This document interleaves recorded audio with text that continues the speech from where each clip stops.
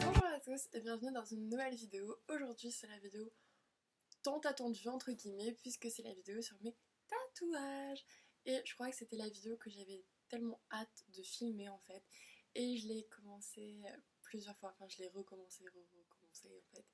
Et du coup voilà, donc aujourd'hui c'est enfin le grand jour, je vais essayer de pas cafouiller, hein. Et du coup voilà, donc on va commencer par un petit disclaimer.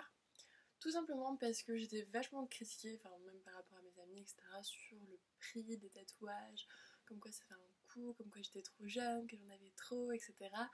Et j'ai envie de dire, c'est mon corps, je fais ce que je veux, c'est ma thune au pire, voilà. Donc voilà. Donc tout ça pour vous dire qu'un tatouage, ça se réfléchit, hein, et là je vous dites, ok, si c'est pour regarder ce genre de choses, je coupe. Non, sérieusement, en fait, il faut vraiment que vous réfléchissiez vraiment, hein.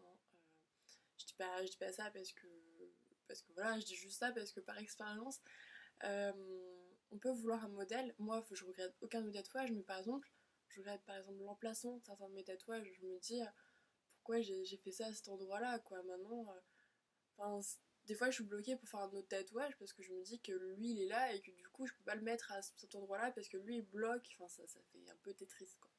Donc tout ça pour vous dire que c'est pas forcément que le modèle qu'il faut réfléchir, c'est aussi l'endroit, parce que vous pouvez aussi très bien regretter l'endroit où vous faites vos tatouages. Et donc j'ai fait mon premier tatouage à 17 ans, donc avec accord parental, c'est mon père qui me l'a offert, et ce fut des ailes d'ange, voilà. Des ailes d'ange, je dis que c'est des ailes d'ange, mais en même temps ça peut pas être des ailes de démon, quoi, enfin voilà. Du coup voilà, donc au niveau de la signification, c'est assez simple, c'est vraiment les deux parties de ma famille, c'est mes grands-parents, c'est ma famille, c'est, vous savez, ce côté, enfin papa-maman quoi, avec les grands-parents, etc. Bon, il y a toujours deux ailes en fait, c'est vraiment les gens qui vous soutiennent, c'est aussi quelque chose pour mes amis aussi, enfin vraiment pour les personnes qui sont le plus chères à mon cœur, et enfin je disais la famille, après on a des amis qu'on considère comme sa famille. Je viens de voir un oiseau voler à travers ma fenêtre. Enfin, à travers, ouais, enfin, bon, bref, voilà. Et du coup, oui, c'est vraiment quelque chose de pour toutes les personnes qui me soutiennent et que vraiment, enfin, que j'aime et qui sont vraiment mes anges gardiens en fait, tout simplement. Donc ensuite, deuxième tatouage que j'ai fait, c'était ma devise, donc sur le bras, voilà, ici. Ça veut dire Hope is stronger than fear, donc l'espoir est plus fort que la peur. Au final, c'est devenu ma devise en fait, parce que c'est une phrase qui est vraiment hyper forte pour moi. Et je voulais tellement le mot espoir, et là je trouve que le mot espoir n'a jamais pris autant son sens que dans cette phrase. Du coup voilà, et le même jour j'ai fait mon étoile. Du coup l'étoile en fait ça devait être un tatouage en commun avec mon papa, car c'est un petit délire en fait qu'on a avec les étoiles, hein, faut pas chercher. Ensuite, je crois que c'était pour mes 18 ans, donc je suis partie à Malte et j'ai décidé de me faire un tatouage à Malte. Donc c'était le signe de l'infini avec une plume et les initiales de mes parents. Donc pour ce tatouage-là, la plume c'est tout simplement la plume d'un écrivain en fait, c'est la plume de l'écriture. Donc comme vous savez, enfin on écrit au stylo plume ou à la plume anciennement. Et du coup, les initiales de mes parents, parce que c'est mes parents qui ont commencé à écrire mon histoire. Et en fait, il y a ce choc entre mes parents et moi, la plume, parce que du coup, mes parents commencent à écrire mon histoire. Et je finis par tracer mon histoire au fur et à mesure avec tout ce qui est haut et bas. Enfin, vraiment à l'infini, quoi. C'est une vie, quoi, qui est un peu à l'infini. Enfin, vous avez compris, c'est un peu ma vie résumée avec mes parents et moi qui prend mon envol, en fait. Donc voilà. Donc en plus, je trouvais que c'était vraiment un beau signe pour mes 18 ans, parce que je devenais majeure. C'était un petit cap pour moi. Et voilà. Ensuite, il me semble que j'ai fait mon oiseau. Donc j'ai fait la première partie de mon oiseau, j'ai juste fait les contours en fait. J'ai pas de photo où il y a que les contours. Parce que comme il était pas fini, j'avais pas envie de le montrer à tout le monde en fait. Du coup, j'ai souffert. J'ai souffert sur les côtes. Ensuite, entre-temps, entre les deux parties de mon tatouage, je me suis fait tatouer la cuisse. Donc c'est All You Need Is Love. Donc, All You Need Is Love, c'est une chanson des Beatles que j'ai écoutée à une certaine période de ma vie. Et ce moment de ma vie, il est vraiment resté gravé en moi. Et je voulais quelque chose qui rappelle ce moment de ma vie qui était assez important pour moi. Voilà. J'ai fini mon oiseau, il me semble. Donc l'oiseau, pour la signification, c'est pour moi un symbole de liberté. Enfin l'hirondelle en tout cas, vu que c'est une hirondelle. Et pas un phénix, comme certains diraient. Hein, ils se reconnaîtront. Du coup, donc oui, en fait, c'est un symbole de liberté pour moi. Et pour les marines, en fait, c'est apparemment un symbole de fidélité. Donc en fait, les marines se faisaient tatouer des hirondelles au niveau du torse pour les certains kilomètres parcourus. Enfin, quelque chose comme ça. Et du coup, c'est vraiment un symbole de fidélité pour leur métier, ou je sais plus trop quoi. Mais en tout cas, c'est aussi un symbole de fidélité dans certaines histoires, hein, voilà. Du coup, bah, je trouvais que c'était vraiment un bel oiseau, une belle signification, et du coup, j'ai voulu faire ça sur les côtes, puisque je voulais vraiment une grosse pièce sur les côtes.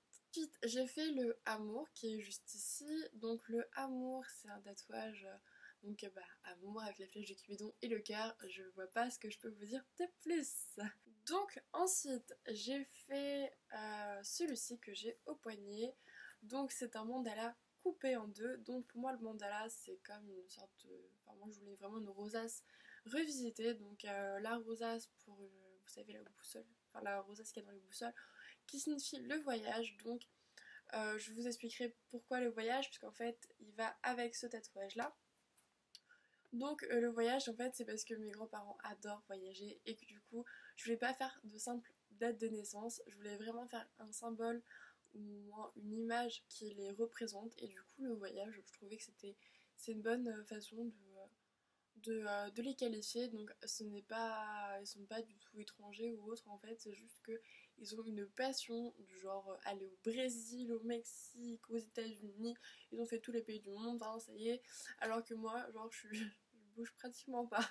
Je crois que je tiens pas ça de ma famille en tout cas. Voilà.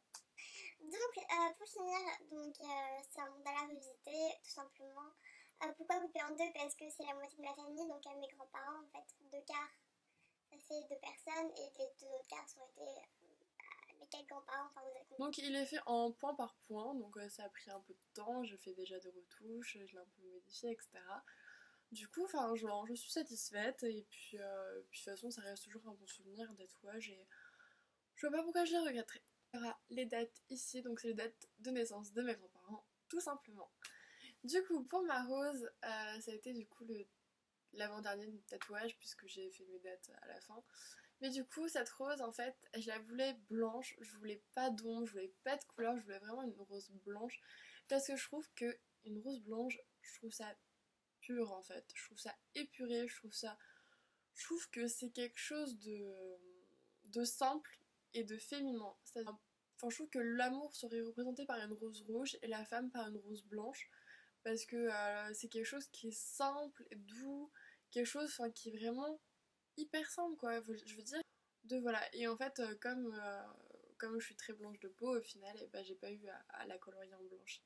Ça c'est un avantage. Posez-moi des questions en fait, au pire je vous ferai ça dans une FAQ, j'inclurai en fait les questions que vous posez sur mes tatouages.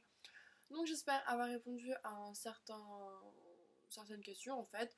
Donc au niveau de la douleur, comme je vous ai dit, j'ai eu mal nulle part sauf au niveau des côtes et un petit peu à l'étoile aussi, c'était pas super agréable, et au niveau de l'os en fait, à ce niveau-là. Mais sinon, vraiment, enfin, j'ai vraiment supporté la douleur, il n'y avait pas de soucis. Enfin, je pense que j'aurais pas autant de tatouages si ça faisait vraiment si mal que ça. Donc voilà, donc je vous fais des gros bisous, je vous laisse et je vous fais, enfin, un bisou, hein, enfin, je me répète, voilà. Et je vous aime fort, je vous fais des petits xoxos et tout, t'as vu. Et voilà, et je vous dis à bientôt pour une prochaine vidéo, voilà.